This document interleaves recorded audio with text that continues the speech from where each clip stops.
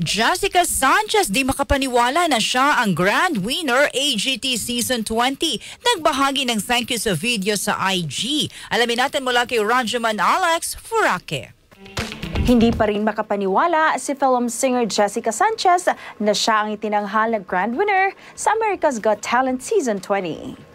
Sa kanyang Instagram, nagpasalamat si Jessica sa lahat ng sumuporta sa kanya, gayon din sa staff na nag-asikaso sa kanya sa AGT. Saan ni Jessica, malaking tulong sa kanya si Sofia matapos na makatanggap siya ng Golden Buzzer mula rito at simula noon ay nagtuloy-tuloy na nga siya hanggang finals.